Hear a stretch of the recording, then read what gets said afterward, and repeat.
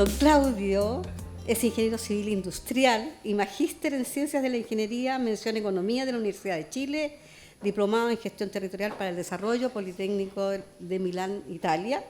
Actualmente se desempeña como gerente de desarrollo territorial de Corfo, además es presidente del Consejo Directivo del Instituto de Fomento Pesquero, IFOP, consejero de la Fundación para la Innovación Agraria, FIA, profesor asociado en programas de posgrado de la Universidad de Concepción y de Talca, miembro de las juntas directivas de la Universidad Cardenal Silva Enríquez, del Centro de Formación Técnica Lota Araujo, de la Corporación UDEC y del Consejo Consultivo del Programa de Emprendimiento Dinámico Open Bichef de la Universidad de Chile.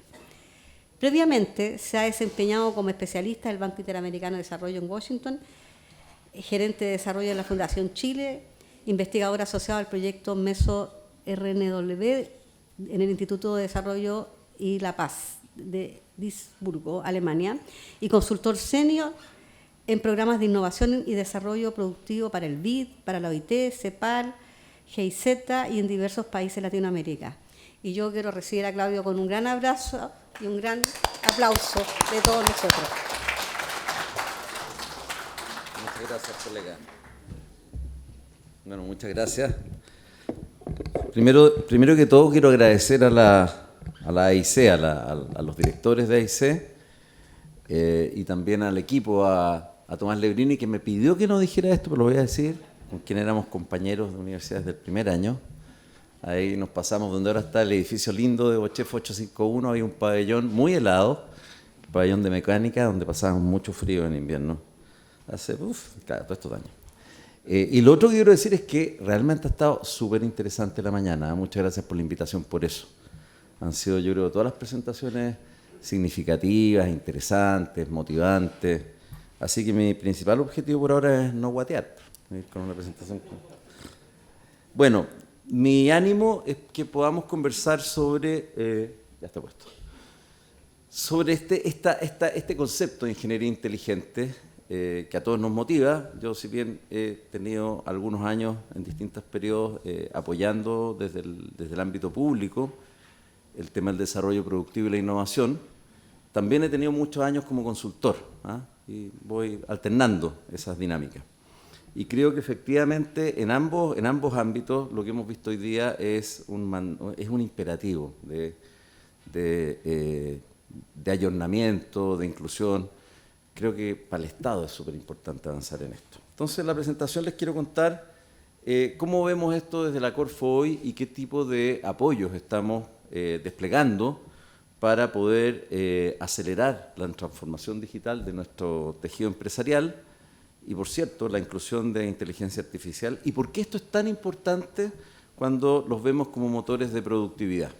Entonces, bien rapidito un contexto, porque yo creo que ya con la presentación de Marina y las 3 presentaciones de los casos, esto está como un poquito redundante, casi que hasta me da un poco de vergüenza mostrarlo, pero yo creo que es bueno tener este contexto a la mano. Efectivamente, las tecnologías digitales, donde al centro, confluyendo, ¿no es cierto?, se emerge la inteligencia artificial, están cambiando nuestras vidas.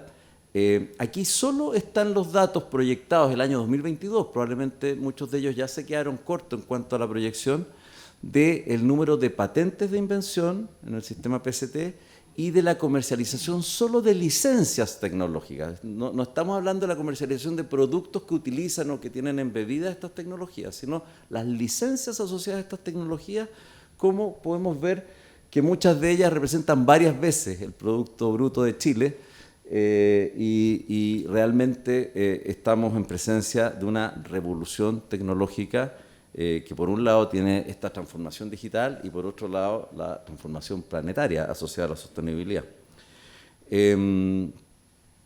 Si nos metemos en nuestro contexto de un país seguidor, considerando que hay países que lideran esto y países que estamos siguiendo, indudablemente la digitalización trae una serie de oportunidades que ya también fueron planteadas por principalmente Marina. Yo destacaría esta reconfiguración de cadenas de valor, dado la deslocalización de muchas actividades debido a que efectivamente nos podemos situar a través de diseño distribuido, manufactura aditiva, Internet de las cosas. Ya la distancia pasa a tener otra connotación, Y también el hecho de que la digitalización de los servicios, en general, es una gran oportunidad para ampliar su cobertura, para darle mayor capilaridad. Entonces, indudablemente, esto representa una oportunidad de hacer catching up, por un lado, es decir, acercarnos a los centros desarrolladores, y por otro lado, de encontrar nichos en donde podemos ser bastante, podemos liderar, como lo veíamos en las 3 presentaciones además que me antecedieron. Pero indudablemente hay amenazas, si lo miramos desde el punto de vista de quienes estamos preocupados en las políticas públicas que tienen que ver con el desarrollo económico, principalmente por el cambio profundo en la empleabilidad. Chile es uno de los países que probablemente enfrenta un escenario de pérdida de empleos bastante importante asociado a la irrupción de las tecnologías digitales, que como sabemos, y nos ha enseñado la historia, los empleos se pierden por un lado y se van creando cuando hay revoluciones industriales importantes, revoluciones tecnológicas.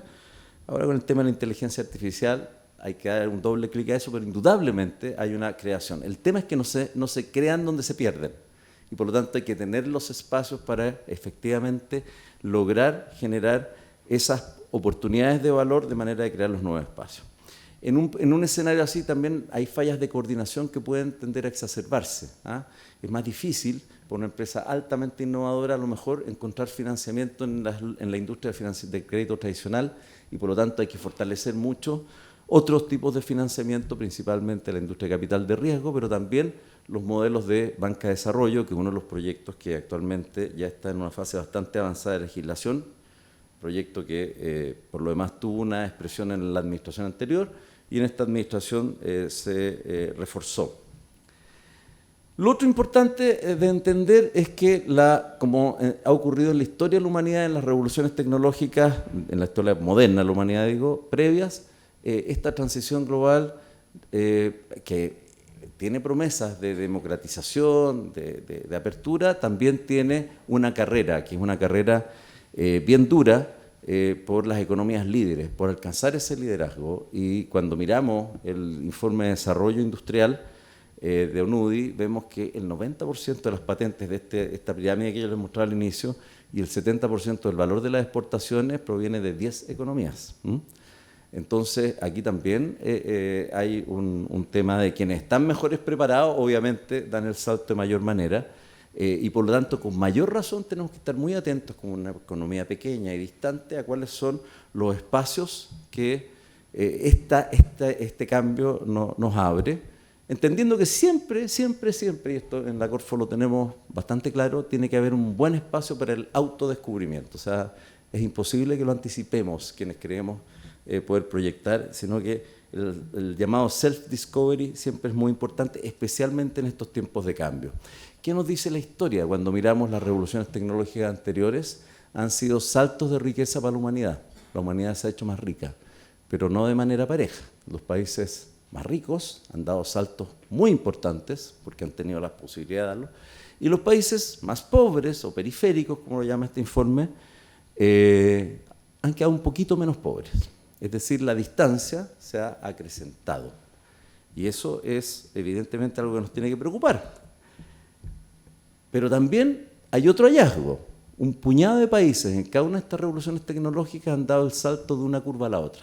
En la última, que fue la previa a esta, que partió en los años 70, ¿no es cierto?, con la computación y la informática, fueron los países del este asiático, países de Europa emergentes como Irlanda o Finlandia, quienes hicieron ese salto y lograron subirse a la ola tempranamente. Yo creo que una de las aspiraciones que nosotros tenemos es que Chile, al menos en parte, seamos capaces de aprovechar este cambio tecnológico para efectivamente dar un salto, y lo que hemos visto es muestra de ese vigor que podemos y tenemos que expandir. Para ello tenemos que incorporar rápidamente a nuestras industrias tractoras más importantes, que Cristian creo que lo dijo con mucha elegancia, más relacionadas a los recursos naturales. Sí, efectivamente, nuestras industrias extractivas más importantes hay que hacerlas subirse a esto y que realmente sean tractoras de cambio. Con eso termino rápidamente la introducción y voy al punto que en el que quiero centrar la presentación, que es la productividad. Evidentemente la productividad es un tema súper central. ¿Ah? Rafael Berguán, que es el director de la Comisión Nacional de Productividad, decía, el Banco Central hace poco corrigió el valor de crecimiento estructural de Chile, es decir, cuánto está previsto que Chile pueda crecer en el mediano plazo sin que sobrecalentemos, cuánto es lo que la economía da para crecer, lo corrigió a 1,8% anual. Que todos decimos, malo, pero es tan malo, si uno hace el simple ejercicio de 1,018 elevado a n, va a ser el ejercicio de cuándo vamos a alcanzar a España, el ingreso per cápita actual de España, creciendo al 1,8 lo vamos a alcanzar el año 2089. Creciendo al 4% sería el 2039, o sea, son 50 años que nos estamos demorando más en crecer debido justamente a esta pérdida de vigor. ¿Ah? ¿Dónde está la clave? En recuperar productividad. Y la productividad se puede recuperar de dos maneras. Una manera es lo que llamamos el catching up, es decir, que nuestras empresas se acerquen a la frontera de posibilidades productivas a partir de mejorar su productividad intramuros. Esto es inversión en tecnología, capacitación de personas, innovación, que es muy importante, gestión incluso, mejoras en la gestión. Y la otra fuerza es mover la frontera de nuestras limitantes de productividad hacia expandirla, ¿no es cierto? Y eso es básicamente el que nuevas empresas innovadoras hagan el recambio del tejido productivo más maduro. Las nuevas empresas son más productivas, por lo tanto, evidentemente, aportan incrementalmente a la productividad media. Y lo otro, ¿no es cierto?, es que la economía no sea capaz de moverse hacia sectores más dinámicos, como ocurrió en la llamada década dorada del crecimiento por ahí entre el 86 y el 97, donde lo que hicimos fue una gran reasignación de recursos hacia sectores más dinámicos en esta ola de diversificación exportadora, hacia el tema forestal, frutícola, pesquero con mucha más fuerza, acompañando un poco más lo minero. Pero el problema es que nos quedamos ahí, no hicimos mayor trabajo, como lo han hecho otros países ricos en recursos naturales, de encadenarnos hacia atrás, tecnología, servicios, etcétera, que yo creo que es algo que ahora sí lo estamos empezando a ver con más fuerza. Este no es un problema solo de Chile, este es un problema en general de la región. Cuando comparamos América Latina con otras regiones, vemos que el fuerte de nuestro crecimiento es demográfico, no por mejor productividad.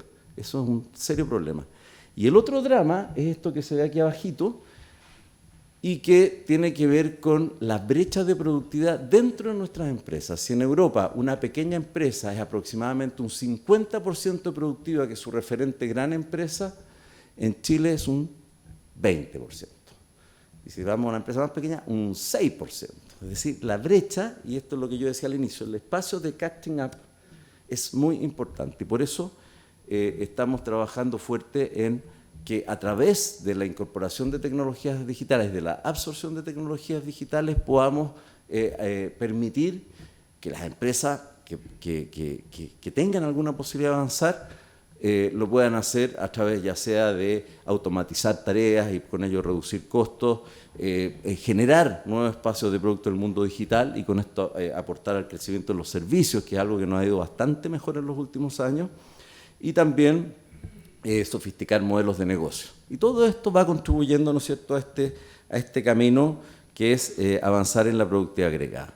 ¿Cómo estamos para esto? Bueno, un tema importante ha sido mirar los indicadores, nos van dando algún tipo de señal. Entonces, por ejemplo, el indicador de preparación en redes, ¿no es cierto?, el Network Readiness Index, nos da algunas señales de dónde estamos mejor y dónde tenemos que de frentón poner el énfasis. Aquí tenemos los 10 países líderes y ustedes pueden ver cómo ranquean en los 4 pilares, que son tecnología, talento o personas, gobernanza o instituciones, impacto. Es decir, qué tanto impacto llega, y podemos ver que nuestro país está en el tercer lugar de América Latina, no primero, tercero, después de Brasil y Uruguay, y como siempre nos pasa en América Latina, del 40 para abajo. Ahí empezamos a aparecer. ¿Y qué otras cosas importantes nos dice? Bueno, nos dice que nuestro mejor ranking es instituciones, que tampoco están tan bien, y tecnología, fíjate que nos rankea, nos castiga bastante. Que tiene que ver con no solo desarrollo, sino lo que aquí se dijo, la varianza que hay en términos de que hay una brecha enorme de un número masivo de empresas que no acceden a buenas herramientas tecnológicas, ya sea porque no lo tienen en su mindset o ya sea porque no saben cómo acceder a eso. Entonces ese es un mandato indudable para una institución como la Corfo en términos de cómo podemos avanzar. El año pasado se nos acercó la gente de Entel y nos dijo, oye, nosotros estamos abriendo un espacio para trabajar con las pymes, porque vemos que aquí hay un espacio grande de incorporación de ganancias. Nosotros dijimos, nosotros también vemos que hay un espacio grande, y lo primero que hicimos fue un estudio de digitalización de empresas. Se tomó una muestra estadística de unas 600 empresas repartidas en algunas regiones, en donde queríamos ver cuál era el approach de las empresas, qué nos decían en términos de su aproximación a las tecnologías digitales, etcétera. Y bueno, lo primero que veíamos es que efectivamente, como esperábamos, pero quizás no tan fuerte como esperábamos, la adopción digital es algo en donde un número no tan menor de empresas dice estar encaminándose, evidentemente con una diferencia importante entre empresas grandes y pymes, donde en el caso de estar adelantadas, un 44% de las empresas grandes decían que ya van adelantando camino en esto, versus un 22%, exactamente la mitad de pymes. No tomamos microempresas, pymes estamos hablando. Y claramente las rezagadas, que podrían ser las que están nacientes o cero, eran un 38% en el caso de las pymes y solo un 7% en el caso de empresas grandes. Pero aquí hay que tener harto cuidado porque hace poco NTT Data con el MIT Technology Review hicieron este ejercicio y dijeron, mira, en realidad las empresas latinoamericanas, especialmente las grandes, están avanzando en la adopción de IA, ya es un 71% en promedio en América Latina. Sin embargo, solo un 2% entrega evidencia que esto lo están haciendo de manera responsable, es decir, cuidando todos los aspectos colaterales, externalidades, ¿no es cierto?, y riesgos que conlleva ir implementando la inteligencia artificial. Entonces tenemos un temón importante, y en el caso nuestro, partiendo, digamos, ya identificando las áreas, las vías en donde podemos acelerar este camino de adopción digital, empezamos también a preguntarles a las empresas en este estudio en qué áreas ellos estaban implementando, y bueno, son las que ustedes ven ahí: apoyo a la toma de decisiones, planificación y monitoreo de operaciones, detección temprana de oportunidades, creo que fue lo que se mencionó acá también, digitalización de productos y servicios algo menor, y sistemas predictivos. Más atrás, en el caso de las pymes, bastante minoritario. Entonces, ahí tenemos una señal de por ahí están avanzando nuestras empresas, y por ahí también tenemos que poner énfasis en que podamos ir subiendo a empresas que puedan transitar en esa misma línea. Al mismo tiempo, ¿cuáles son las barreras para no avanzar más rápido, para no adoptar? Bueno, evidentemente los recursos económicos, pero también aparece la cultura organizacional como un tema bien destacado. Entonces, ¿cómo aceleramos el tranco? Y ahí es donde hemos ido trabajando, preparando algunas líneas de trabajo, y a la cual me gustaría mucho que muchas de las empresas de ustedes pudieran acercarse, acompañarnos, armar alianzas, porque yo creo que hay espacio para ello. Nosotros en la Corfo tenemos alrededor de 50 líneas de financiamiento. La mayoría de ellas son lo que llamamos líneas no financieras, vale decir grants, subsidios a distintos tipos de áreas como innovación empresarial, apoyo al emprendimiento innovador, desarrollo de capacidades tecnológicas y también desarrollo territorial. Y un área que en términos de líneas de apoyo es menor, que son los servicios financieros, principalmente garantías crediticias y líneas específicas de crédito, que son de segundo piso, se opera a través de los bancos y las instituciones financieras no bancarias, pero que en presupuesto es el 70% de nuestro presupuesto. Nuestro presupuesto anual es más o menos $1.000 millones, 700 millones de dólares al año es la parte de servicios financieros y 300 millones la parte de servicios no financieros. Y ahí ustedes ven que marqué unas cositas en círculo porque son a las que me voy a referir, porque creo que son aquellas áreas en donde estamos trabajando en líneas que son relevantes para acelerar el tranco en cuanto a la adopción de esto que llamamos el espacio de la ingeniería inteligente, ¿no es cierto? Los mecanismos para la transformación digital, la incorporación de herramientas como la inteligencia artificial para mejorar la productividad. Lo primero, y no tenemos duda que para eso tenemos que trabajar en las personas, que tengan capacidad, como aquí se dijo, de absorber habilidades tecnológicas, desarrollo de habilidades. Tenemos un programa grande con la Fundación Chile que se llama Talento Digital, que más o menos permite formar a 2.000 personas al año, no en habilidades digitales básicas, para eso existen la educación superior técnica y la educación superior. No, estos son habilidades específicas, capacidad de programación específica, ciertas capacidades, ¿no es cierto?, en materia de especialización con herramientas digitales. Modelación predictiva, otras cosas también en los temas de transición energética, sistemas de entrenamiento bien específicos, medición de huella, que es algo que tenemos que ir generando en Chile. Todas esas cosas en el uso de herramientas digitales son parte de este programa de talento digital. Una segunda área de trabajo es en el ámbito de la innovación, donde nosotros atendemos alrededor de unas 15.000 empresas al año, de las cuales más o menos unas 3.000, 4.000 sí reciben financiamiento. Los otros son proyectos que no se seleccionan, pero el interés está y queremos ampliar esa llegada y les voy a mostrar cómo. Principalmente a través de una línea que hemos activado hace muy poco, que es el programa de absorción tecnológica para la innovación, que es un programa que permite que, por ejemplo, una empresa consultora identifique un grupo de empresas, pueden ser mínimo, creo que 3 empresas, que son pequeñas o medianas y que tienen que hacer una incorporación de herramientas tecnológicas.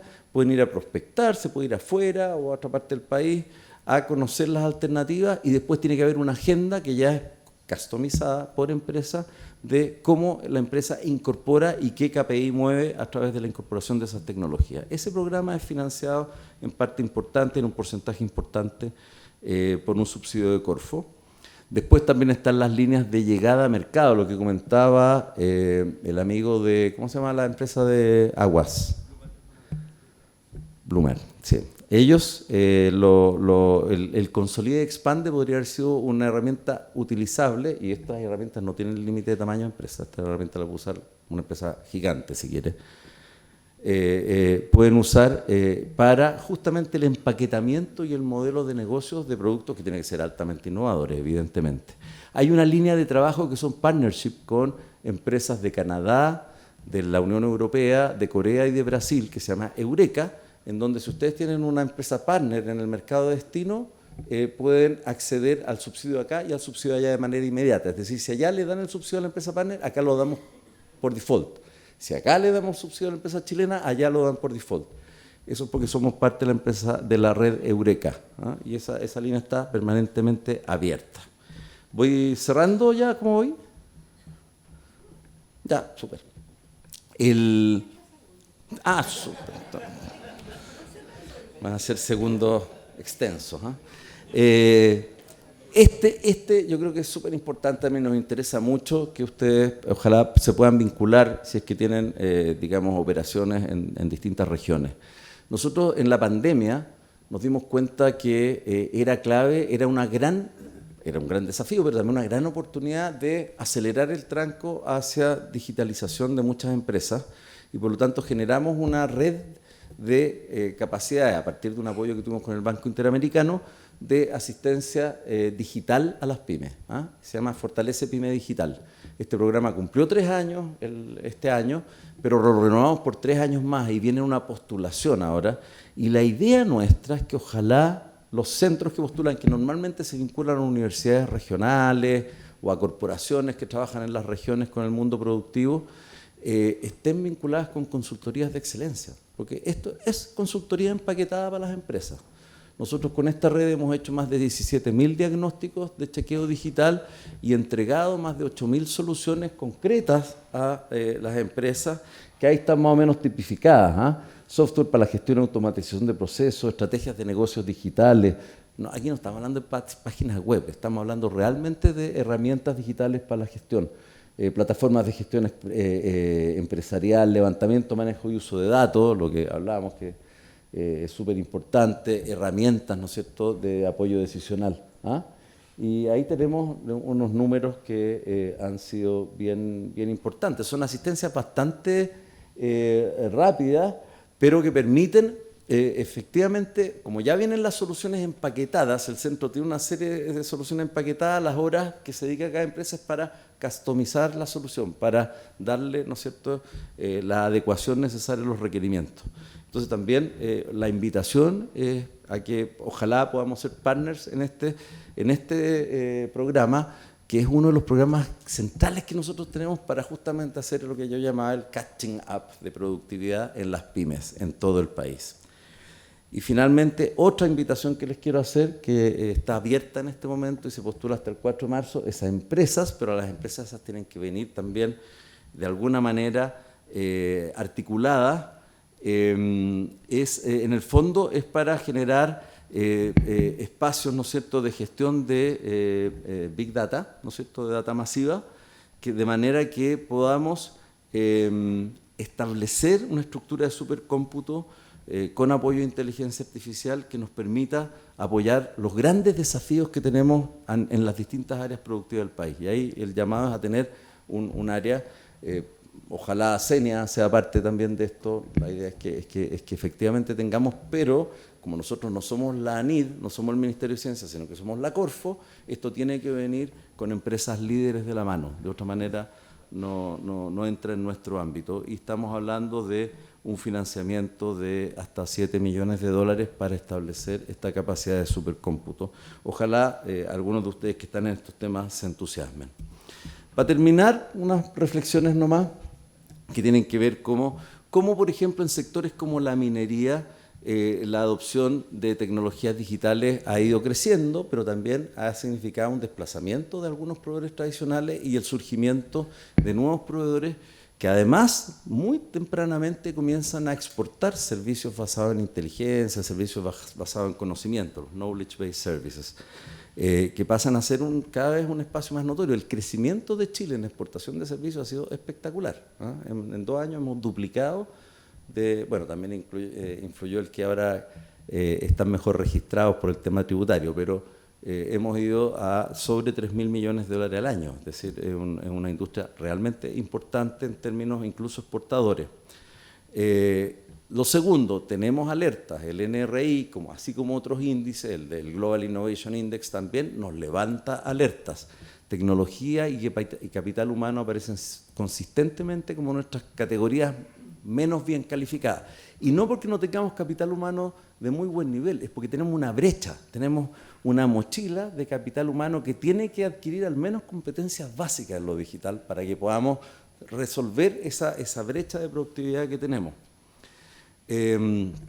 Bueno, todo este cambio ya es lo que hemos conversado toda la mañana, cómo esto levanta desafíos, pero también oportunidades para un país como Chile. Por ejemplo, donde la transición energética nos entrega una gran oportunidad de ser un gran player a nivel global basado en energías renovables, pero donde obviamente eso abre también muchos desafíos de modernización de todas las industrias. Si las industrias tienen que hacer la transición energética, implica, ¿no es cierto?, modernizar su capacidad, ¿no es cierto?, de monitoreo, de medición, etcétera. Lo mismo en nuestros sistemas de distribución, por ejemplo, energética. Lo que tenemos que hacer ahora es un poco ver lo que pasó en la minería y empezar a acelerar el tranco para que otras industrias, como la forestal, los alimentos, la energía, la logística, también apuren el tranco y digitalicen su cadena de suministro, no solo el core del negocio, sino la cadena de suministro. Y esto requiere agendas ambiciosas. Entonces la invitación es a que fortalezcamos a través de algunas de las invitaciones que yo les hacía y también con las puertas muy abiertas, que ustedes nos traigan ideas, una agenda de trabajo que nos permita acelerar el tranco con colaboración público-privada y también apoyo de la academia. Muchas gracias.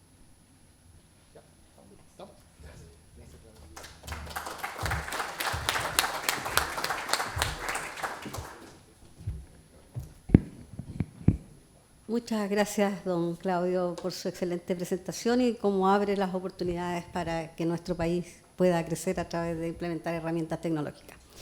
Bueno, y ahora voy a entregar la batuta a don Hugo Andrade, director de la AIC, quien se hará cargo de moderar el segundo módulo de esta mañana. Gracias, Juanita. Bueno, gracias, Juanita. Buenas tardes ya, estamos, ¿sí? A ver, en este segundo panel vamos a acercarnos un poquito más a nuestro tradicional mundo de la ingeniería, pero desde el lado de la ingeniería inteligente, ingeniería digital, y vamos a tener 4 exposiciones más cercanas a los proyectos, digamos, a los proyectos incluso al buen uso y darle valor a la tecnología. Así que, para partir inmediatamente, invito a Humberto Stay. Humberto es el subdirector del Advanced Mining Technology Center, el más conocido como el AMTC, que es parte de la Facultad de Ciencias Físicas y Matemáticas de la Universidad de Chile, y él nos va a hablar sobre la transición tecnológica en la ruta extractiva del litio. Buenas tardes, muchas gracias a los organizadores por invitarme. Voy a salirme un poco del software y vamos a irnos probablemente al hardware, o como los procesistas decimos, a los tarros en el fondo. Basado un poco en esta transición tecnológica que se está llamando a todo el contexto futuro de la ruta extractiva del litio. Solo una presentación breve a mi equipo. Yo lidero el equipo de desarrollo de procesos de MTC, donde desarrollamos nuevos procesos para la industria minera. Parte del equipo es fuerte en desarrollo experimental de laboratorio a baja escala, y tenemos otro equipo asociado a modelación y simulación de procesos, donde también incluimos herramientas de Machine Learning, aunque más en sistemas híbridos con fenomenológicos, porque estamos desarrollando tecnología y por lo tanto son datos que aún no existen en el fondo, así que el uso de inteligencia artificial lo tenemos que ver con muy caso a caso en el fondo. Y la idea es justamente de nuestros centros llegar a cosas como esa, que es una planta piloto de un desarrollo propio en el fondo, que fue una tecnología de membranas para la industria de oro. Yendo al contexto del litio, bueno, estos son datos que probablemente la mayoría maneja, son datos de Cochilco, básicamente muestran la proyección de demanda y de producción en los próximos años del litio, y como se puede ver ahí, la demanda tiene un crecimiento bastante sostenido hasta el año 2035, y en cambio la producción a partir del 2029 se empieza a estancar de acuerdo a los proyectos que actualmente hoy día están en desarrollo a nivel mundial. Esto genera una brecha a partir del 2029 bastante importante entre demanda y producción, que es lo que ha estado presionando todos estos últimos años a nuevos proyectos a nivel mundial para cubrir ese gap de producción de litio. Y Chile tiene una posición bastante privilegiada, expectante e interesante. No solamente es el segundo productor del mundo, alguien dirá, bueno, pero éramos los primeros. Ok, pero ahora somos los segundos. Sino que también tiene las mayores reservas de litio en el mundo y es de los que tienen los mayores recursos de litio en el mundo. Por lo tanto, no es solamente un presente expectante, sino que también un futuro expectante. Y estos son datos basados, sobre todo las reservas, solo en el Salar de Atacama. Es decir, todos los otros proyectos que se están viendo hoy día no están contando como reservas ni recursos. Por lo tanto, es interesante cómo esto se puede ampliar en los próximos años, el posicionamiento de Chile en el mercado del litio. Bien, el litio se produce hoy día principalmente desde 2 fuentes. No es que exista solo en 2 fuentes, sino que se produce desde 2 fuentes. Uno son los minerales, en una minería más tradicional, parecida al cobre, típicamente en Australia, que es entre otras, las famosas pegmatitas, y desde salmuera, como las del Salar de Atacama. Hoy día alrededor del 60% de la producción de litio en el mundo es desde salmuera, básicamente Chile, Argentina, Estados Unidos y China, que son los que tienen producción de litio desde salares. El resto es básicamente Australia. Y el gran antecedente que hay es que la ruta productiva desde salmuera, su primera parte en su proceso convencional, es básicamente un proceso de fraccionamiento por evaporación solar en distintas piscinas, donde se va evaporando el agua y van cristalizando distintas sales en cada una de esas piscinas. ¿Cuáles son los drawbacks o los problemas o desventajas que tiene este proceso? Primero, hay algunos evidentes, depende del clima, del sol y del viento seco del Salar de Atacama, y lleva a que el proceso, bueno, se habla de año y medio en Chile, probablemente en Argentina sea en torno a los 2 años, porque tienen un clima más húmedo. El otro problema asociado a la presentación de Claudio y del término productividad, es un proceso que ha estado con eficiencias de bajo el 50% de producción, es decir, de 1 gramo que se saca de litio, como máximo se llega a 0,5 gramos de recuperación. Eso en la industria de ingeniería o consultoría, cuando uno está diseñando un proceso y le presenta a un cliente una recuperación de 50%, probablemente no le va a ir bien en esa reunión. Pero la industria del litio ha estado operando así desde siempre, en el fondo. Por lo tanto, ahí hay una brecha productiva evidente, en el fondo. Y eso básicamente por restricciones que tiene el propio proceso convencional. Y lo que más ha impactado probablemente en los últimos años ha sido que el proceso evaporativo evidentemente pierde mucha agua, en el fondo. Es decir, estas salmueras, que son parte de un sistema, de un acuífero, o que está de alguna forma relacionado con el balance hídrico de una cuenca, se está evaporando al ambiente. Y no en porcentajes bajos. Para llegar a los porcentajes de concentración de litio que requiere el proceso, se necesita evaporar alrededor del 90% del agua contenida en esa salmuera. Y eso implica, hoy día, voy a mostrarles un cálculo rápido, pero son alrededor de 85.000 metros cúbicos por día de agua que se evapora desde la salmuera. Si uno lleva esto a términos de consumo de agua en la industria del cobre, probablemente nada en el fondo. Pero si uno lo lleva a que el consumo de agua potable en Antofagasta es alrededor de 30.000 metros cúbicos por día, ahí las cosas empiezan como a tomar, dependiendo del caso base que uno lo mire en el fondo. Y esta alta pérdida de agua en el fondo es la que ha definido y determinado preocupación medioambiental, de comunidades y de ONG y del gobierno actual por que la situación tiene que cambiar en el fondo desde el punto de vista ambiental y evidentemente desde el punto de vista productivo. Algunos datos rápidos, estos son todos datos públicos y esto es bien de ingeniería de proceso en el fondo, solo con algunos pocos datos uno empieza a hacer ingeniería de servilleta. Hoy día las cuotas extractivas que tienen Albemarle y SQM son alrededor de 2.100, 2.200 litros por segundo de salmuera. Ahí está abajo, en el fondo, los datos públicos que tiene SQM sobre extracción de salmuera y una especie de reinyección que en realidad es una infiltración de salmuera en el salar, con que hacen un neto, en el fondo, que hoy día está en torno a 100.000 metros cúbicos por día de salmuera. SQM tiene un compromiso de reducir a la mitad su extracción de salmuera al 2035, con un compromiso de aumento de productividad del 30%. Eso básicamente se va a lograr aumentando la eficiencia del proceso, no hay otra forma en el fondo. Si uno hace unos cálculos rápidos de acuerdo a las concentraciones de sales en la salmuera, etcétera, con la evaporación del 90%, ahí uno llega a estos números de agua perdida de alrededor de 85.000 metros cúbicos por día, que son 125 metros cúbicos por tonelada de litio equivalente producido. Pero también podemos sumar las sales de descarte, que mayoritariamente son escloruro de sodio, que ascienden alrededor de 22.000 toneladas por día. Es decir, no es solamente la pérdida de agua, sino que estos stocks famosos que se fotografían o que uno cree que son stock de litio, no son stock de litio, en general son stock de cloruro de sodio dispuestos en el mismo salar. Por lo tanto, también tienen un impacto medioambiental relevante. Y bueno, y esto ha sido lo que ha motivado el contexto de discusión de estos últimos 2 años. Básicamente los salares son ambientes de biodiversidad únicos, en el fondo tienen flora y fauna endémica, también hay estudios que ya demuestran que tienen microorganismos endémicos que son parte esencial de toda la cadena de biodiversidad que existe en los salares, y algunos microorganismos también tienen interés biotecnológico. Pero además están las comunidades que viven cerca de los salares y en algunos casos no solamente viven cerca de los salares y dependen del ciclo hídrico del agua, sino que también tienen algunos rituales y rutas de caminos y de pastoreo con sus animales en torno a los salares. Por lo tanto, cualquier expansión de producción en estos ecosistemas tiene que ser cuidadoso. Y ahí es donde nace la Estrategia Nacional del Litio, que no voy a nombrar todos los puntos, pues eso es público, pero sí lo importante es destacar que básicamente el objetivo es avanzar en una producción sostenible de litio, y sostenible es básicamente cuidado medio ambiente y con las comunidades. Y quiero destacar lo último, que es lo que me centra en esta presentación, asociado a las nuevas tecnologías de extracción. La Estrategia Nacional del Litio efectivamente lo que define es abandonar el proceso convencional que ya mostré de evaporación en piscinas y avanzar en procesos alternativos de extracción directa de litio, como se les ha llamado. Estos procesos son... ¿Algo pasó? Ahí sí.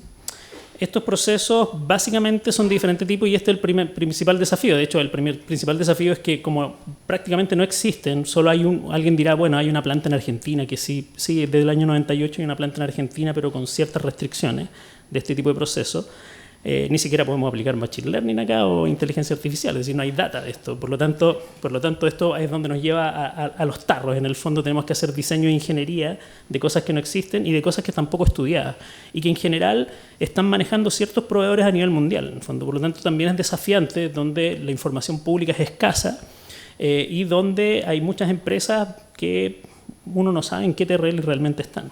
Pero básicamente hay procesos diversos, no los voy a nombrar todos, pero absorción, intercambio iónico, extracción por solventes, basados en electroquímico, procesos con membrana, que básicamente lo que nos sitúan es que esa diversidad nos complica la toma de decisiones también en cuanto a qué proceso efectivamente puede ser el mejor para cada salar. Ok, gracias. Estamos casi ya. De hecho, la idea aquí no es hacer propaganda a proveedores, hay muchos, pero estoy tratando de mencionar algunos que están mucho más avanzados en esto. Hay algunas plantas pilotos ya operando. De hecho, la Eramet ya pasó de su planta piloto en el proyecto Centenario Ratón en Argentina a la planta operativa. Hoy día están haciendo el comisionamiento de la planta productiva de 20.000 toneladas de carbonato de litio. Hay algunas otras plantas pilotos como la de Geolit, ubicada en Antofagasta, la de Simco en Atacama, que es bastante grande para ser planta piloto. Y otras de Adionics que están en algunas de las plantas operativas en el norte. Hay otras más como Summit Nanotech acá en Santiago, para no dejar a nadie afuera, pero hay muchos proveedores y que están mostrando ya más tecnología, es decir, esto está avanzando y probablemente en los próximos 3 años empecemos a ver los primeros estudios de impacto ambiental de estas nuevas tecnologías. Por lo tanto, las empresas de ingeniería también tienen que prepararse a recibir ese tipo de proyectos en el fondo. ¿Cuál es el tema y los grandes desafíos que tienen estas tecnologías? Es que todavía hay poca data, efectivamente, pero también hay aprensiones respecto a que todas estas tecnologías, para no perder agua, obligan a reinyectar la salmuera completa en el salar, y de eso hay muy poco estudio público. Hoy día las principales aprensiones son asociadas a la reinyección, desde si va a diluir o no va a diluir, si va a ocasionar impacto ambiental o no, qué va a pasar con el acuífero, etcétera, etcétera. Y ahí hay que avanzar en estudios para poder implementar de forma responsable estos procesos. Y lo otro es que algunos primeros datos muestran que los consumos de agua y energía no son menores, en el fondo, dependiendo de la tecnología. Hay alguna brecha de esperanza en esto y que tiene que ver con que ya hay estudios recientes, de hace 3 semanas, muestran que en una evaluación netamente medioambiental, diferentes alternativas muestran, por ejemplo, aquí la de membranas, que ambientalmente es bastante verde en el fondo, en distintos parámetros medioambientales. Por lo tanto, ya empiezan a haber estudios que empiezan a definir ciertas rutas tecnológicas desde el punto de vista medioambiental. Nosotros justamente estamos desarrollando procesos con membrana en MTC, con 2 tecnologías que están en distinto grado de desarrollo, una para recuperar agua fresca y cerrar el circuito de agua fresca de una planta de extracción directa, y otro para avanzar de forma directa a la producción de hidróxido de litio. Eso, muchas gracias. Bueno, continuando, vamos a llamar a Eduardo López. Eduardo López es gerente de minería de la empresa consultora especializada Aerotop, y nos va a presentar un caso bien interesante, también asociado a la minería, que se llama Stockpile Cuantificación Inteligente.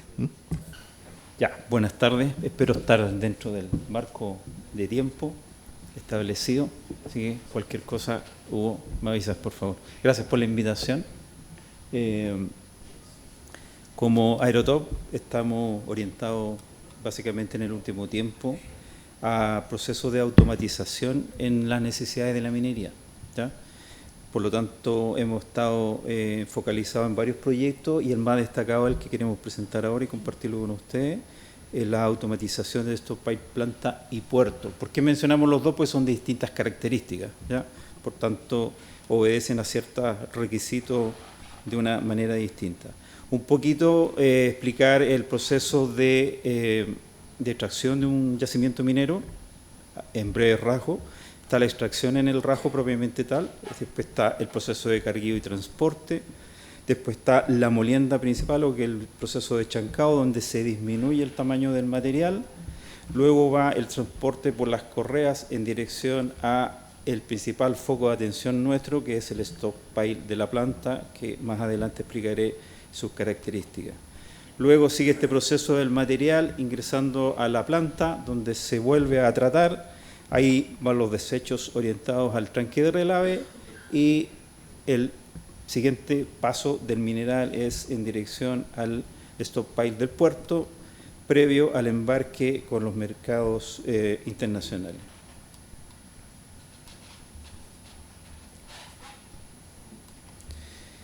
El stockpile de la planta tiene una configuración que es muy distinta al del puerto. Este principalmente se encuentra en grandes alturas, 3.800, 4.000 metros de altura geográfica, por lo tanto está sujeto a condiciones climáticas de ese escenario. Es un edificio semi-cerrado, no está totalmente cubierto, por lo tanto, cuando se generan vientos, bajas temperaturas y concentración de polvo, lo hace dificultoso en términos de poder visualizar cuánta cantidad de material hay contenido en ese entonces. La granometría que llega ahí es alrededor de 4 pulgadas. En cambio, el stock de la planta, de similares características, en donde también hemos incorporado la misma tecnología, es de características distintas, es un stockpile cerrado completamente. Las condiciones también son distintas, hay mucho viento, muy poca visibilidad, mucha humedad y muy alta temperatura. Por lo tanto, las condiciones son distintas. Nosotros hemos incorporado tecnología, que por ahí lo escuché muy bien, la tecnología aquí es un medio para lograr un proyecto de este tipo, y en función de aquello, esta es un poco la arquitectura de la solución. Esta es una simulación de un stockpile del puerto, que tiene las características más adversas. Empiezan a actuar los sensores láser de tal manera de conformar una arquitectura de manera tal de que se pueda interpretar y modelar la situación. El foco principal aquí es determinar la cantidad de material que hay en un determinado minuto y la geometría que tiene esto dentro de la bodega. Luego se reporta en línea y queda disponible para el uso y la toma de decisiones oportunas. Esa es la figura del stockpile. ¿Por qué están estos distintos colores? Básicamente porque es la activación de cada uno de los sensores, todos ellos forman una red de tal manera de conformar un solo modelado del contenido del material. La reportabilidad es en línea. Cada toma de captura de los sensores se activan en forma sincrónica, es decir, cada stockpile considera entre 8 a 13 sensores, se activan todos en el mismo minuto, el proceso dura 4 minutos y en los siguientes 5 minutos se genera el modelamiento y el reporte queda en línea. Hemos garantizado que esa reportabilidad llegue a aplicativos telefónicos, llegue a las salas de control y también llegue a los correos designados para ello.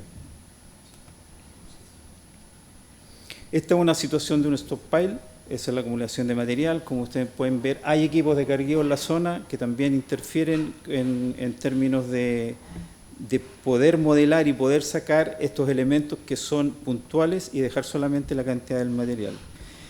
Esto ayuda evidentemente a la gestión del riesgo, básicamente porque tenemos que sacar los equipos, tenemos que generar alertas mediante la inteligencia artificial, de tal manera de que esos equipos no estén en áreas de riesgo, incluso hasta las personas. Generamos mecanismos de alertas tempranas. Hay zonas que son propicias para que estos equipos y las personas que interactúan en esta zona estén en un determinado momento. Pero si eventualmente ocurriera, este sistema también permite generar las alertas e identificar a las personas para que salgan del sector, incluso pudiendo detener la producción.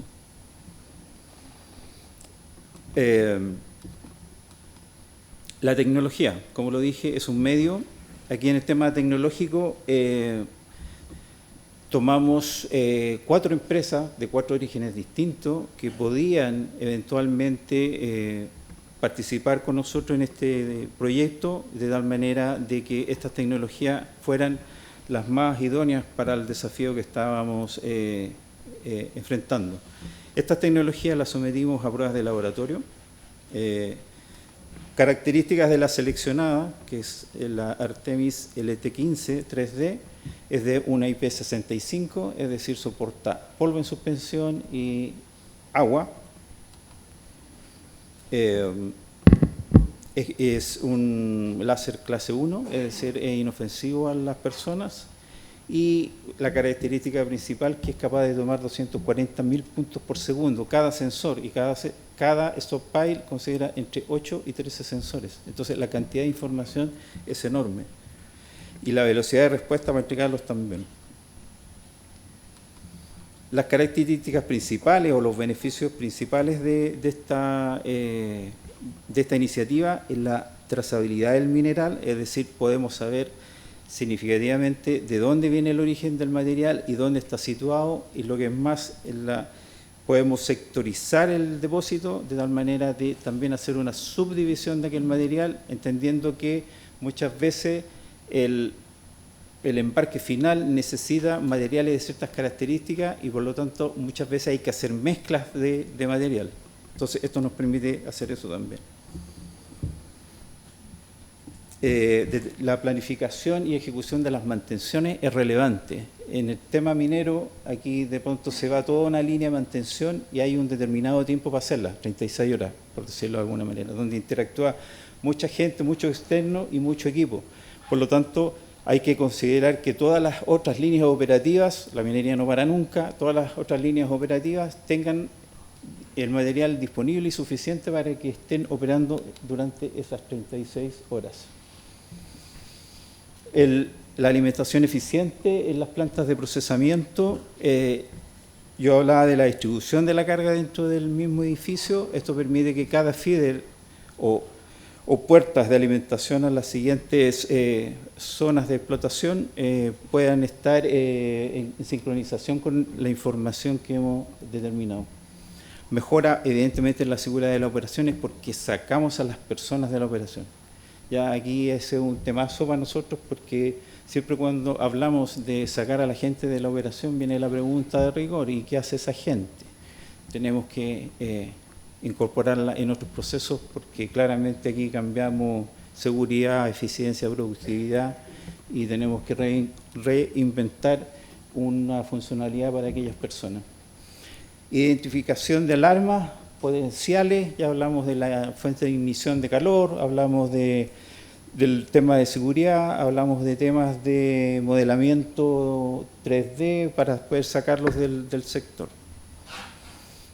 Esta es la sectorización a la que hacía referencia, que muchas veces en un mismo depósito, 200.000, 600.000 toneladas, pero están sectorizadas dentro del mismo edificio. No todo el contenido es de las mismas características.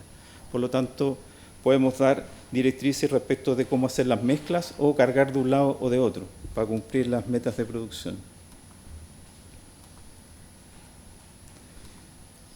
En temas de la ingeniería propiamente tal, elegimos la tecnología láser como un elemento para poder dar solución a este desafío que nos plantea la industria minera, dentro de sus características, adaptabilidad de equipo y ambientes de estrés. Estos sistemas que fueron monitoreados y sometidos a una evaluación primeramente en laboratorio y después los sometimos a pruebas in situ. La primera condicionante es que actuaran bajo cualquier condición y en forma permanente, que no fueran a fallar, porque una intervención de uno de estos equipos significa parar la producción y eso es imperdonable, ahí nos hacemos famosos. Distribución y posicionamiento estratégica de cada sensor. Yo hablaba de una red de 8 sensores que se activan todos en forma sincrónica. La posición de cada uno de ellos obedece a una ingeniería y una arquitectura de tal manera de poder ubicarlos estratégicamente y que no intervengan con la operación. Pruebas piloto que ya se las mencioné, el laboratorio los sometimos a todos estos estrés, agua, polvo, suspensión, rentabilidad y durabilidad en el tiempo. La pregunta de rigor es, ¿cada cuánto tiempo la tengo que hacer mantención? Se sugiere cada 6 meses, pero es una inspección absolutamente visual, dado que los sistemas intervenimos en la compra de esta tecnología en que fuera capaz de hacer automantención. Entonces, cada vez que hacen un escaneo, se autolimpian y se autoposicionan de tal manera de decir, esto es ok para otra medición. Súper inteligente el sistema. Cada un año hay que hacerle una mantención rigurosa, intervenirlo y acercarse a la zona, pero no es más que eso, no detiene la operación productiva. Mejoras significativas ante otras soluciones deja la puerta abierta para adosar otra tecnología, como por ejemplo los sensores termográficos que nos permiten identificar fuentes de posible ignición, sobre todo en los stocks de concentrado de mineral en el puerto.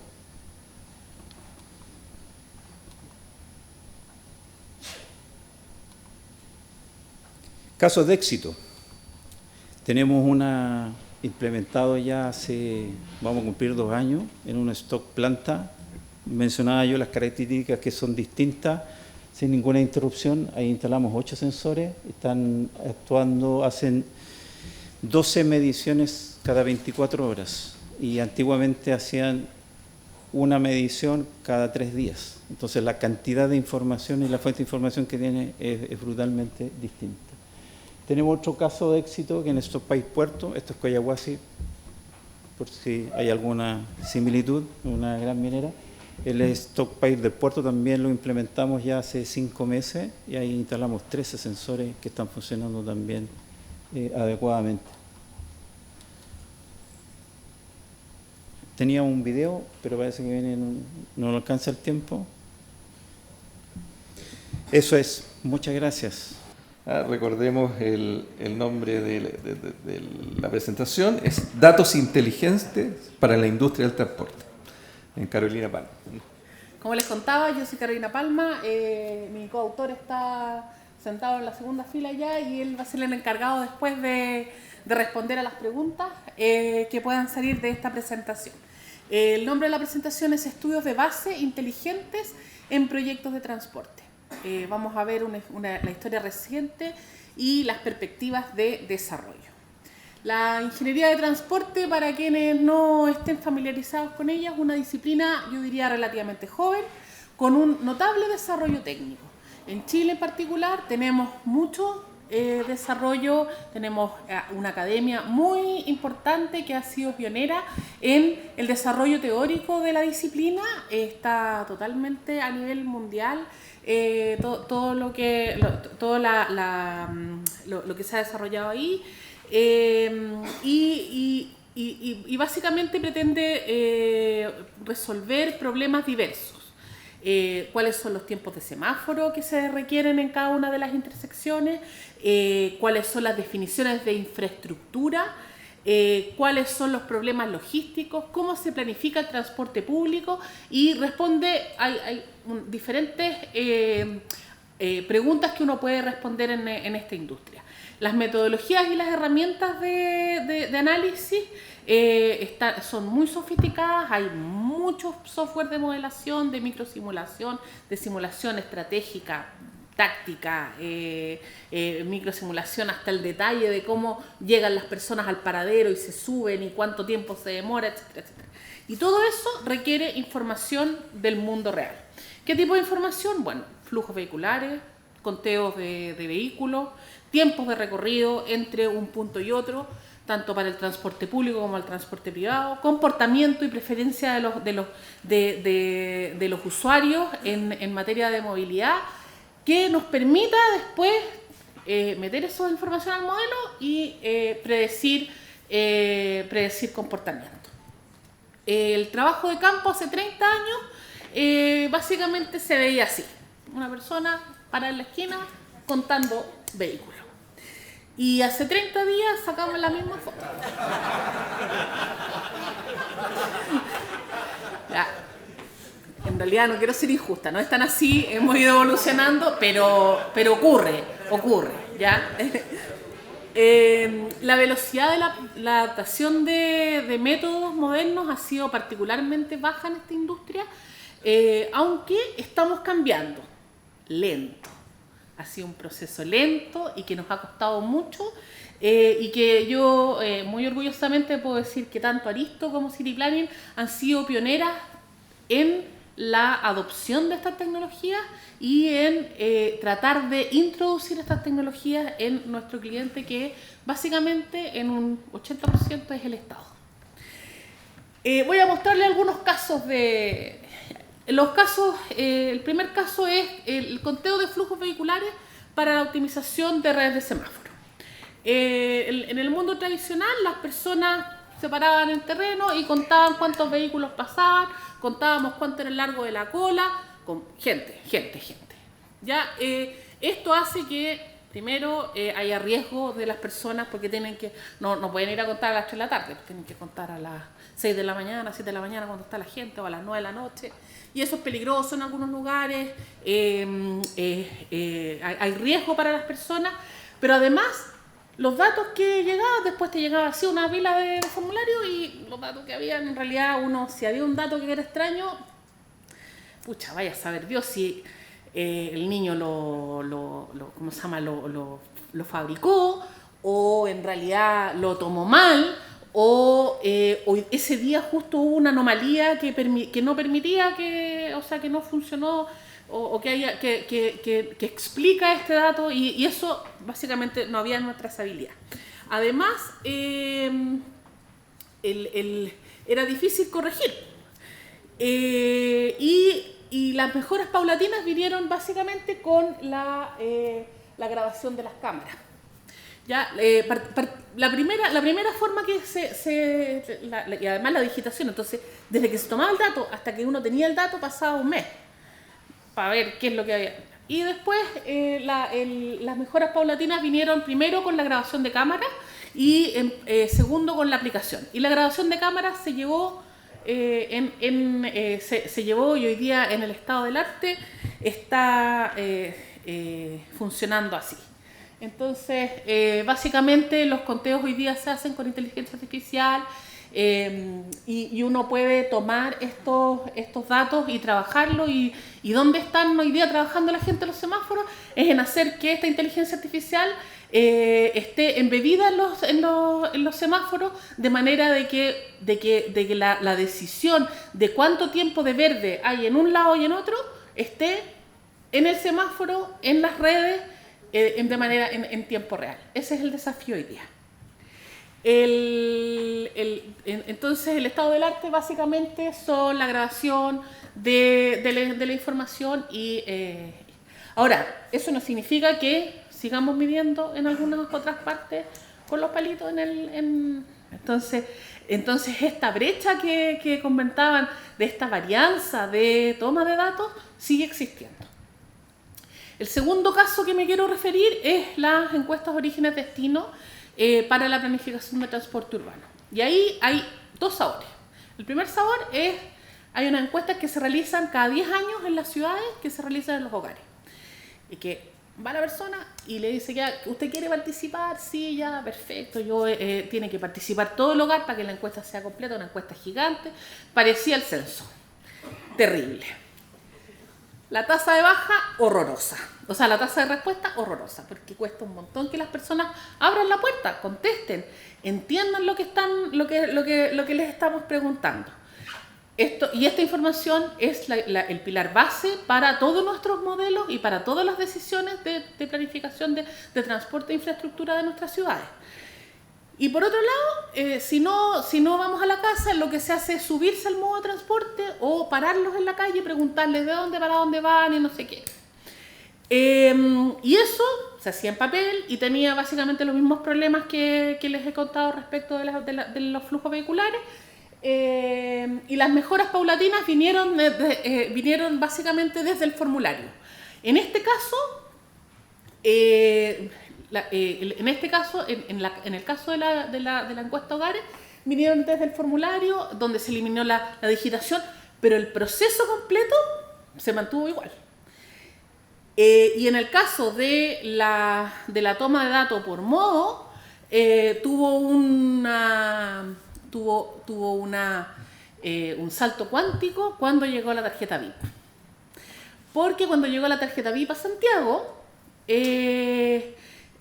con la tarjeta VIP y con los GPS se empezó a hacer inteligencia o modelos que permitieron estimar el punto de bajada, y con eso estimar las matrices de orígenes-destino, y eso cambió la cara de la ingeniería de transporte en Chile, en Santiago. Y en regiones, como las regiones, a la antigua. Seguimos midiendo en papel, seguimos sabiendo más o menos lo que pasa. Y claro, la información de data pasiva es muy importante, pero se pierden las características socioeconómicas de las personas, sociodemográficas de las personas, porque tú sabes de dónde se movieron, pero no sabes si son viejos, son adultos, ¿cómo se llama? Si son pobres, si son ricos. Y para los modelos predictivos, las características sociodemográficas en estos casos sí son importantes. Entonces ahí tenemos un hándicap en donde tenemos que reevaluar en cómo hacemos nuestras modelaciones para trabajar con los datos después. Y el tercer caso que les voy a mostrar es el caso del seguimiento de buses para control operacional, que básicamente es ¿dónde están los buses? ¿Cada cuánto tiempo pasan? ¿Y qué trazado hacen? Esa pregunta en los 80 era una pregunta incontestable. Incontestable, o sea, nadie sabía. Y en muchas ciudades del mundo, o sea, en muchas ciudades de Chile, hoy día tampoco saben. Y los GPS, de nuevo, dieron el salto cuántico para saber dónde están los buses. Y cuando partió Transantiago, con todas las dificultades que tuvo, después de unos meses sabíamos dónde estaban los buses y podíamos saber, y ahí podíamos saber cuál era el nivel de cumplimiento de frecuencia, cuál era el nivel de cumplimiento de regularidad y cuál era la adherencia respecto de lo que estaban cumpliendo. Y esa radiografía que uno puede decir, oye, es muy básica, permitió hacer un control de la operación, primero fuera de línea y después habilitó cuestiones que hoy día son que están muy incorporadas dentro de nuestro comportamiento, como el uso de la aplicación para saber dónde está la micro. Y cómo se llama, y en la oficina y para los operadores, el uso de esta información para saber qué es lo que está pasando y para gestionar disrupciones a la operación y para coordinar disrupciones en el metro o en los buses, producto de distintos problemas que puedan ocurrir en la calle. Y en regiones estamos partiendo, pero lento. Me voy a saltar esta porque en realidad es como decir, mira, de nuevo, tenemos una variabilidad, hay cosas que estamos muy atrasados y hay cosas que hoy día yo diría que estamos trabajando adecuadamente con los datos. Ahora, ¿por qué no hemos avanzado más? Básicamente hay tres aspectos. Primero, los aspectos tecnológicos. Hay nuevas fuentes de datos, hay nuevas tecnologías, pero necesitamos avances en el desarrollo y en la adaptación la adopción de estas tecnologías para el transporte. Cuando uno pone las cámaras en la calle, no las pone para contar los vehículos, las pone por seguridad. Entonces el uso, uno puede usarlas para contarlas, pero el uso o el foco está en otra parte.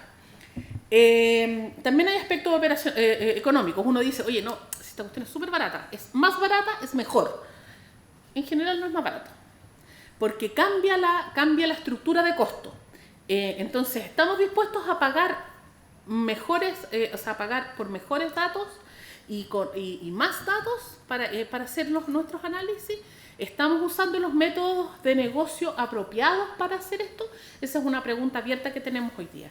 Y los otros son aspectos metodológicos, porque aquí tenemos dos tipos de mejoras. Una es que en realidad uno va y mejora lo que tiene, pero usa los mismos modelos, usa las mismas expansiones, usa las mismas tomas de muestra. Y por otro lado, uno dice, bueno, si tengo la telefonía celular para hacer matriz de origen-destino, en realidad me tengo que preguntar, ¿cómo voy a usar eso después? Porque la naturaleza del dato es otra. Entonces tengo que modelar de otra manera. ¿Y cómo adapto mis modelos para hacer esas cosas? Es una pregunta que tenemos que responder y tenemos que responderla pronto. Ahora, nuestro cliente sigue pidiendo información, mediciones de tránsito que se realicen con personas en la calle. Entonces, también tenemos que convencer a nuestros clientes que tienen que adaptar esta nueva forma de mirar la vida en sus bases de licitación, que es parte importante de nuestros negocios. Así que, bueno, eso es lo que les quería comentar. Muchas gracias. Nos va a presentar Paulo Moyano. Paulo, hola. Él es ingeniero en gestión del consorcio RQ COWI y el tema en específico se llama Puente Chacao, realidad aumentada y BIM. Bueno, hola a todos y muchas gracias por la invitación y agradecer a todas las partes por hacer esto posible. Hoy en día ha sido un día lleno de temas interesantes y la verdad que me apasiona mucho estos temas, ya que he tratado de impulsar en este proyecto la transformación digital por medio de la innovación.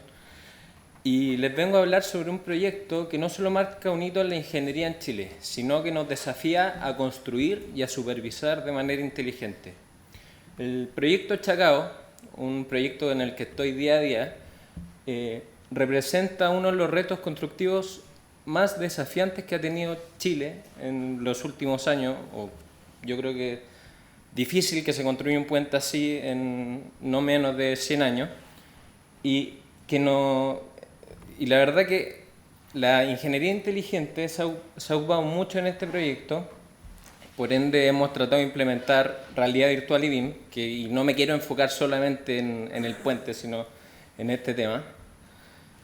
Y les voy a comentar un poco acerca de mí. Mi nombre es Paulo Moyano Santiago, soy ingeniero civil de obras civiles de la Adolfo Ibáñez, y el que está ahí soy yo, en la pila sur, no con esta chaqueta obviamente, y mi vida ha sido un equilibrio entre la gestión de proyectos y el emprendimiento. El emprender me ha hecho ver todo esto de manera global, y también me ha enseñado a impulsar la transformación digital por medio de la innovación. Actualmente tengo el cargo, como bien dijo Hugo, de ingeniero de gestión en RQ COWI, la asesoría e inspección fiscal en el Puente Chacao.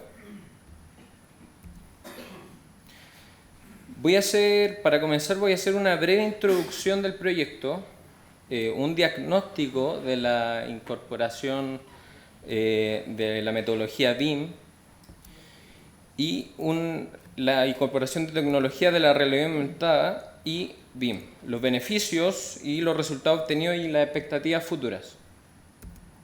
Voy a ser breve porque tengo muchas diapositivas con muchas imágenes, así que espero que les guste.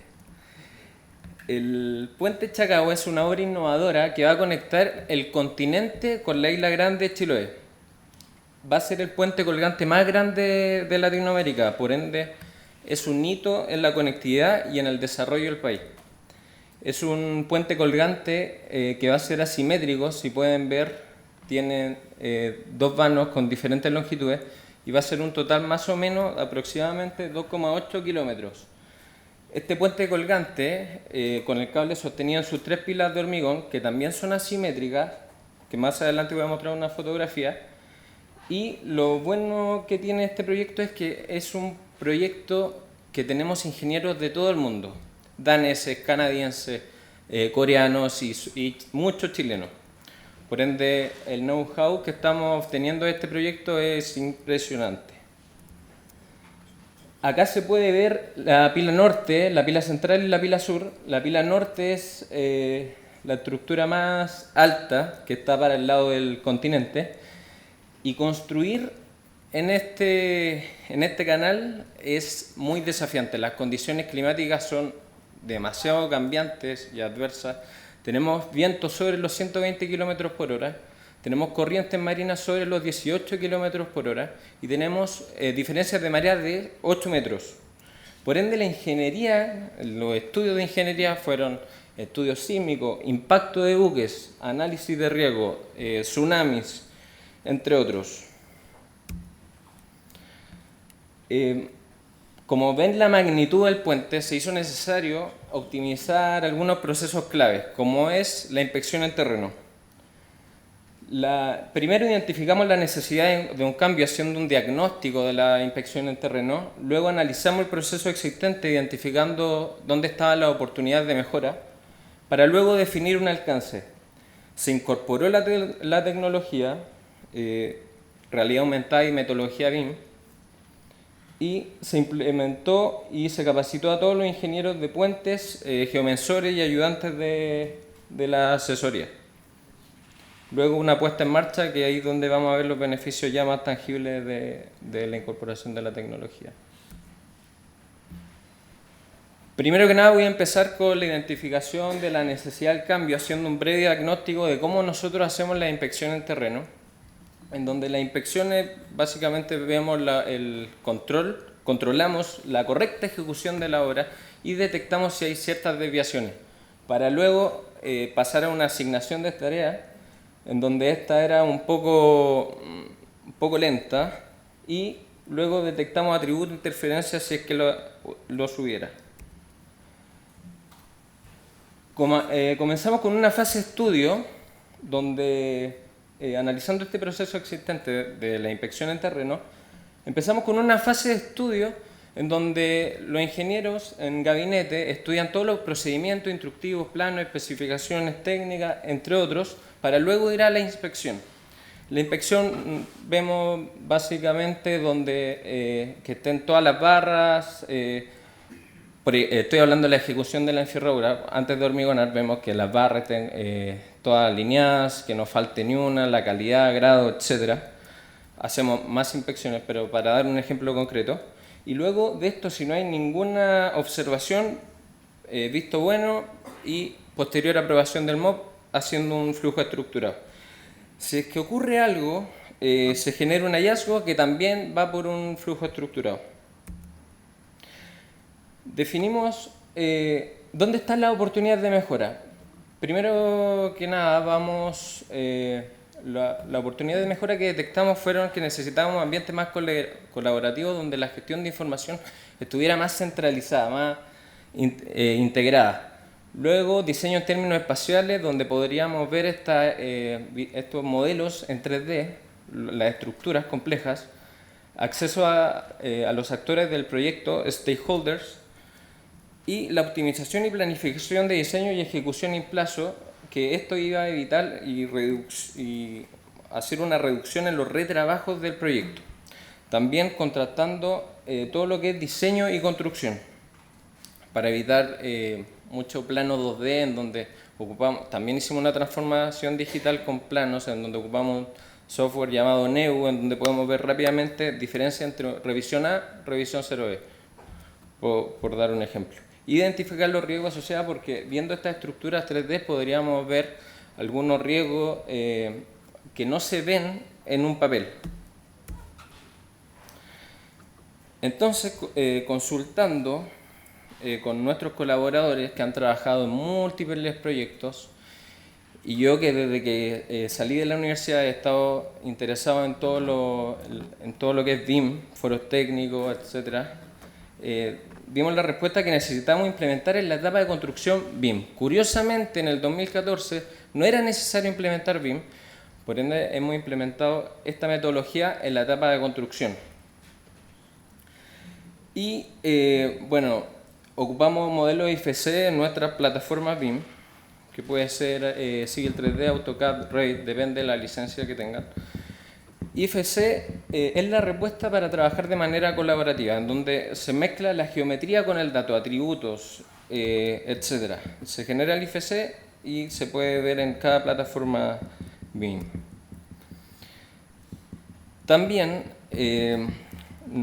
la experiencia de nuestros colaboradores, al igual que la anterior, en otros proyectos de infraestructura y vialidad, y no solamente en infraestructura y vialidad, porque esto tiene múltiples aplicaciones, nos recomendaron ocupar la realidad aumentada. Y es ahí en donde llegamos a Trimble Site Vision. No quiero vender el producto, pero Trimble Site Vision nos permite visualizar todos estos modelos en 3D, integrar, trabajar de manera colaborativa, y tiene una compatibilidad, como dije anteriormente, en IFC. Por ende, es un idioma universal. Y la captura de datos es instantánea, así pueden estar todos los stakeholders atentos al proyecto. Las aplicaciones son múltiples, pero nos vamos a enfocar en infraestructura y obras civiles. Y el flujo de trabajo de Site Vision lo voy a explicar brevemente para pasar ya a las imágenes del proyecto y lo que nos interesa. Es sencillo y simple. Tenemos la aplicación Trimble Connect, en donde cargamos todos los modelos con todos los datos, y luego cargamos este modelo a la aplicación, que es un Site Vision, que es un aparato que funciona con un sensor GNSS y luego cargamos los datos de esta aplicación, vamos a terreno y orientamos los satélites, y cuando está todo está ok, orientado al norte, vamos a inspeccionar. Como dijeron en el panel 1, a veces la tecnología cuando no funciona, apagamos, iniciamos, bueno, también pasamos por ese proceso. Y la oportunidad de mejora que vimos ocupando este proyecto, acá estamos visualizando la pila norte, el cual está Fernando y yo visualizando el macizo anclaje norte con la pila norte, donde podemos ver que está correctamente alineadas las capas de hormigón, en donde nos ha permitido que todos los ingenieros, tanto ayudantes como puentes y geomensores, realicen su chequeo y los optimicen detectando interferencias y comparar visualmente el modelo de gabinete enfrentado con la realidad. 2 minutos. Me quedan 2 minutos, así que vamos a lo que importa. Estos son los modelos de gabinetes proyectados que podemos ver la pila central, podemos ver el lote 20 de la pila central con gestión de ferradura, muros de corte, podemos ver el estribo norte con sus capas de hormigón y sus pilotes y su enferradura. Para luego, me voy a saltar esta parte, pero ya hemos estado implementando prueba en terreno 100, capacitación al 70%, pero como ven que es una estructura muy compleja, una obra, un megaproyecto, tenemos 3 frentes, norte, central y sur. El central está al medio del mar y el sur está para el lado de Chacao, entonces la implementación no ha podido ser del 100%. Y obviamente implementar BIM en la fase de construcción tiene su implicancia. Acá se puede ver el macizo anclaje y estribo norte en la situación actual, en el cual tenemos aproximadamente 26.000 cubos de hormigón, y ahí es donde vamos a recibir los cables. También se ven los pilotes del estribo norte. Acá se ve ya la estructura enfrentada a la realidad, que es el macizo anclaje norte con sus capas de hormigón. También vemos el estribo norte anteriormente y la pila norte, un timelapse donde se puede ver la montacarga. Estamos en el lote 34, que equivale más o menos a los 145 metros de altura, y vamos a llegar como a los 198 metros. Acá está la pila norte, en donde también se puede ver, estas fueron las primeras pruebas que hicimos de la pila norte, donde se puede ver la estructura alineada, y acá con un celular ocupando Triple Connect, en donde podemos alinear en base a un QR la alineación correcta del modelo. Podemos detectar atributos, separaciones de barra, recubrimiento, etc. Y la pila central. La pila central está al borde de que las plataformas CS, que son las plataformas autotrepantes que nos ayudan a hacer cada lote, lleguen a su punto de unión, que es en el lote 20, que es el lote que voy a mostrar ahora. Es el lote 20 en donde hay una imagen proyectada en una inspección en terreno, en donde se muestra el lote 19 y el lote 20 arriba. Entonces podemos ver si están desde el lote 19 al 20 todas las barras correctas, vienen... la calidad de la barra corresponde a la que está en el lote 20, etc. En la pila sur, un acercamiento para el lado que está en Chacao, y el macizo anclaje sur. Y acá esta parte no se las pude mostrar anteriormente porque el macizo anclaje norte ya tiene todo tapado los ductos, pero los ductos es donde viene el cable y se tensa. Entonces podemos ver la alineación de estos ductos, y en donde llegan el cable principal que se desvía de la pila a través de una silla, produciendo cierta desviación, cae en el macizo y llega a esos ductos, y luego se tensa, en grandes rasgos. Luego en gabinete, se hace, ya teniendo esta inspección en terreno a través de la nube, se asigna una tarea. Hemos hecho varias transformaciones digitales ocupando software de Project Management, que también en paralelo asigna esta tarea a una persona y se puede ver toda la trazabilidad de un hallazgo. Entonces, si yo quiero documentar este hallazgo, tratar de cerrarlo con evidencia, plano, etcétera, pues puedo completar la tarea y tengo la trazabilidad por ambas partes. Y como decían en el primer panel, a veces en la operación, tanto dashboard marea, entonces es mejor enviar un mail y es mucho más eficiente, y los inspectores y los ingenieros en estos casos lo valoran más. Algunos beneficios tangibles que ya han podido ver a lo largo de la presentación es la precisión en terreno, la detección temprana de interferencia, para detectar tempranamente desviaciones y estar alertas, mejorar la toma de decisiones ya que tenemos data en forma real, optimizar la comunicación y colaboración, reducir los retrabajos, esto es algo que nos ha beneficiado mucho, y ahorro de tiempo y costos. Las expectativas futuras son 4, voy a empezar por la primera que ya hemos estado haciendo varias mejoras, que es mejorar la comunicación y colaboración, luego la sostenibilidad y eficiencia de los recursos, no malgastar los recursos, la predicción y la reducción de los errores y optimizar completa todos los procesos y tiempos con inteligencia artificial, drones y todo lo que lleva a la transformación digital. Y ya termino, como cierre me gustaría decir que la transformación digital no solamente lo estamos abarcando en cómo construimos el proyecto de Puente Chacao, sino hay que verlo de manera global en cómo gestionamos y cómo vemos todas las áreas del proyecto.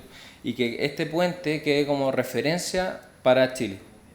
Muchas gracias. Ya, han llegado varias preguntas ya. Vamos a empezar para Eduardo, por la medición del stockpile. Hay una que me gustaría preguntarte. ¿Cuáles son las diferencias entre los procesos de medición anterior con respecto a este nuevo sistema? Ya, te escucha, sí. Sí, buena pregunta comparar esta, como dije en la presentación, hay un gran diferencial en la cantidad de información, la frecuencia de la información, pero hay diferencias notorias. Por ejemplo, antiguamente se podía medir este stockpile cada 3 días con un contingente de personas y tecnología asociada. Ahora se puede medir hasta cada 10 minutos con el proceso automatizado. Por lo tanto, el dato para tomar decisiones en cuanto a la operación es mucho más recurrente. Antiguamente habían personas y tecnología asociadas en el proceso, ahora no la hay 0 riesgo. La cantidad de información que se podía tomar antiguamente adolecía de ciertos puntos en donde la información no era certera, producto de que la metodología no era la más adecuada.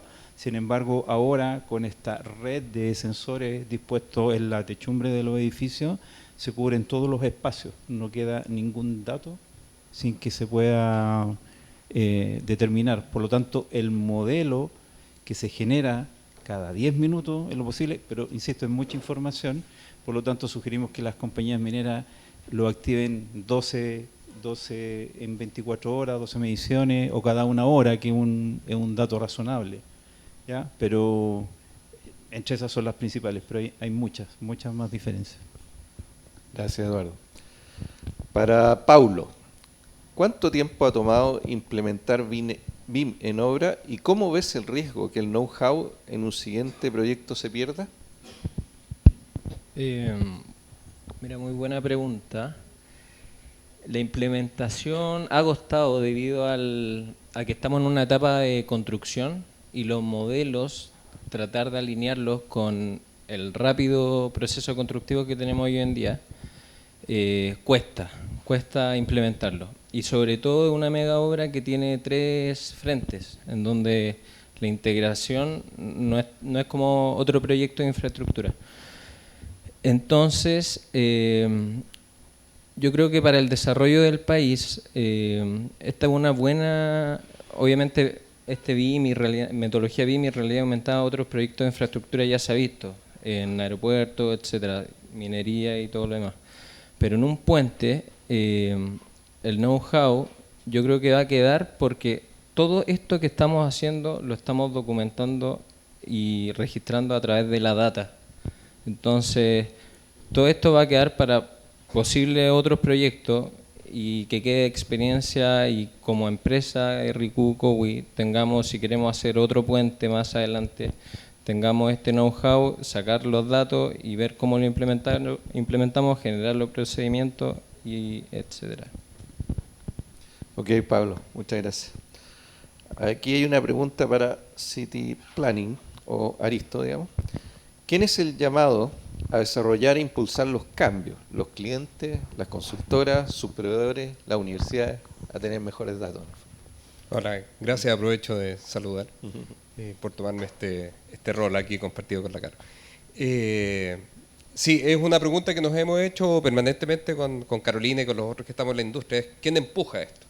El caso nuestro es que el rol que ha tomado la oficina de la Caro, la oficina mío, ha sido bien de empujar estas tecnologías, pero no es tan fácil, digamos, porque nosotros trabajamos mucho para el sector público y tenemos un sector público que tiene unas bases de licitación, como les mostraba a la Caro, que son bien estrictas y que les cuesta mucho modernizarse y que si bien a veces dejan espacio para premiar la mejora, o sea, yo puedo cobrar un poquito más caro si es que ofrezco algo mejor, esos espacios habitualmente son bien reducidos. Entonces, claro, uno sangra por la herida, digamos, yo creo que hay un rol muy importante del cliente de valorar más el dato y por lo tanto estar dispuesto a pagar más y a impulsar esa actividad. Pero creo también que los consultores tenemos que empujar a nuestros proveedores. Nosotros, esa gente que los que nos hacen hoy día mediciones con cámaras son la misma empresa que hace 10 años nos hacían las mediciones con palotes. Nosotros fuimos con ellos, los acompañamos, los ayudamos a elegir cámaras, los ayudamos a hacer procesos, los ayudamos a modernizarse, ahora ganan más plata que yo creo. Pero tuvimos ese rol, digamos. Y hay un rol que yo creo que se ha perdido también, y está en tu pregunta, que es el de las universidades. En los años 80 y 90, al menos en nuestra disciplina del transporte, la universidad, la Chile y la Católica principalmente en esa época y después otras, aportaron mucho como al desarrollo de la industria. Hoy día esas universidades tienen académicos de primer nivel, publican las mejores revistas, están rankeados top 50 en las universidades en ingeniería de transporte, pero se alejaron de la práctica. Los tenemos allá en el espacio y cuesta mucho que ellos ayuden o que bajen y que nos ayuden a desarrollar estas cuestiones que están ahí en la calle. Gracias, Gabriel. Humberto, respecto a la adopción de nuevas tecnologías para la extracción del litio, ¿qué riesgos ves que, ya que perdimos el primer lugar y pasamos segundo, qué riesgos ves que Chile empiece a pasar al tercero, al cuarto, etcétera, o ves más oportunidades de que volvamos a la pole position? Sí, yo no, bueno, gracias por la pregunta. Yo no soy un experto en proyecciones de demanda y mercado. Parece que el pasar a tercero o cuarto, más que un riesgo, las proyecciones muestran que va a ser la realidad, y eso tiene que ver con la velocidad de implementación de los proyectos. Los proyectos que ya se están ejecutando en Argentina y en otras partes del mundo probablemente hagan que a la velocidad que van los proyectos en Chile los superen al 2030 o al 2035. Por lo tanto, es una realidad que parece venir. Ahora, la discusión está en qué es lo importante, si nosotros seguimos posicionados en tasas de producción o queremos una posición porcentual dentro de la participación del mercado mundial. Pero yo creo que eso es más de temas económicos de qué es lo que queremos como país, en el fondo. Mi mirada es que sí, a lo mejor podemos perder oportunidades de mercado, pero sí la opción que está tomando Chile es bastante interesante, a mi juicio, de que quizás al fin en una industria se esté viendo de manera holística el problema, no solamente tecnológico, no solamente productivo, sino que también considerando variables de sostenibilidad y de consideración con las comunidades.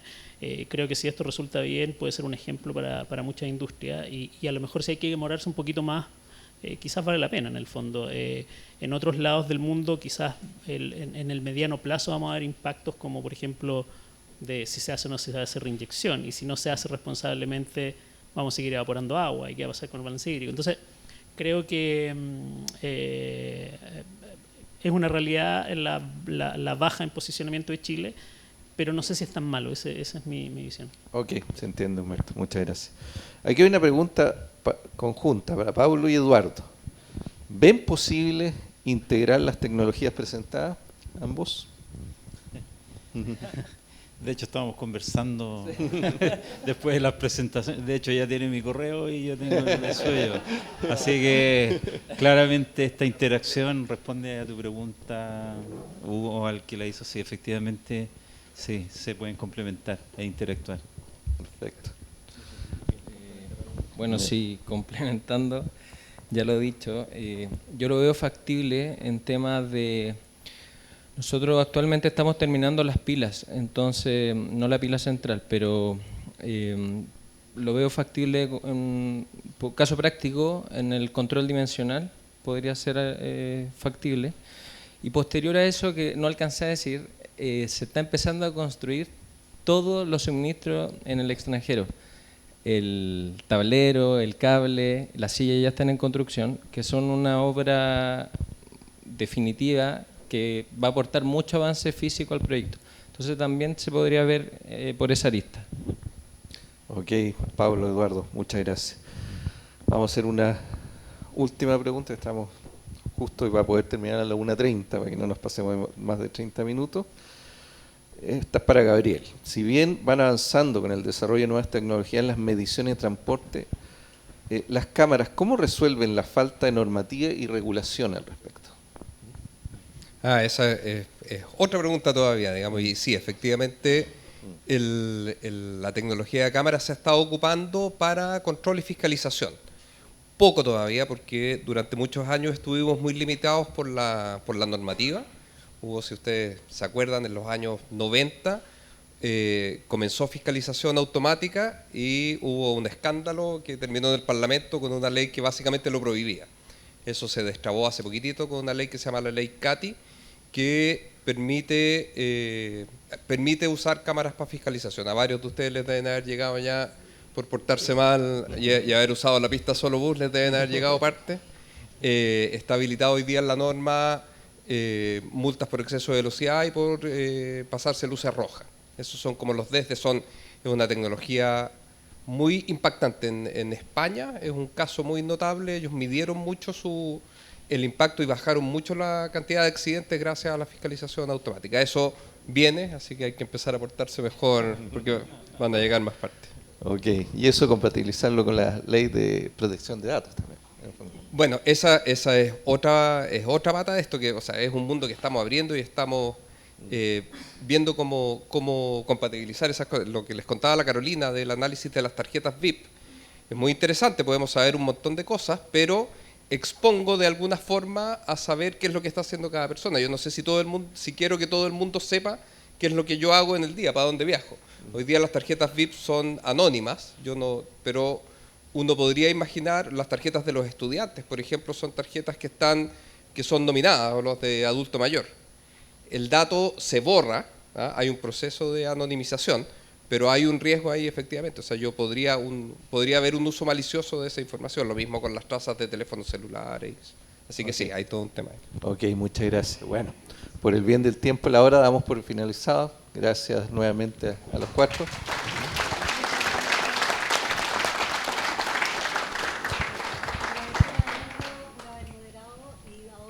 Toda la señora Andrea, que nos hará, directora de nuestro gremio, quien hará la entrega, Andrea Figueroa, quien hará la entrega de un recuerdo para los panelistas que nos han dejado la vara bien alta, porque ellos han mostrado cómo es posible integrar, son un puente, ya efectivamente, de ir hacia la tecnología, digamos, aplicar tecnología en nuestra empresa, en nuestros proyectos y llegar, por lo tanto, a los lugares que nos suban en el ranking para que la próxima vez don Claudio Maggi nos muestre un poco más arriba, ¿no? Pero yo veo progreso. Yo no sé, será que muchos años que está fuera de esto, pero yo veo progreso. Yo veo todo esto de la inteligencia artificial y me voy con la vara bien alta. Creo que tenemos que repensar nuestra industria, tenemos que repensar la forma en que hacemos los proyectos y recurrir entonces a todo lo que hemos aprendido y visto acá. Adelante. Y con esto entonces, con un gran aplauso, dejamos... Sí. ¿Yo? ¿No? Falta esta, la de Eduardo. Y me falta la de...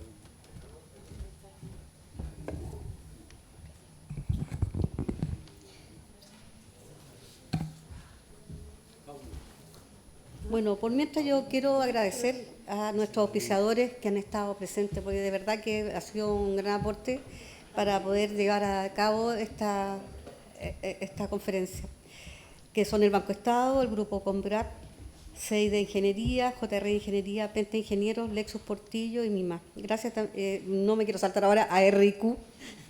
Gracias también a nuestros patrocinadores, Corporación de Bienes Capital, Colegio de Ingenieros, Consejo de Política de Infraestructura Pública, Instituto de Ingenieros, Instituto de Sistemas Complejos de Ingeniería y la Sociedad Nacional de Minería. Sin duda, la presencia de ustedes es lo que es más importante y esperamos que el próximo año tengamos una conferencia de esta categoría o, como siempre, buscando lo mejor para ustedes. Muchas gracias.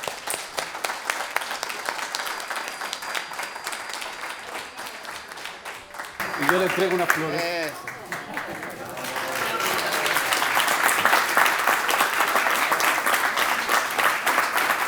Ahora sí,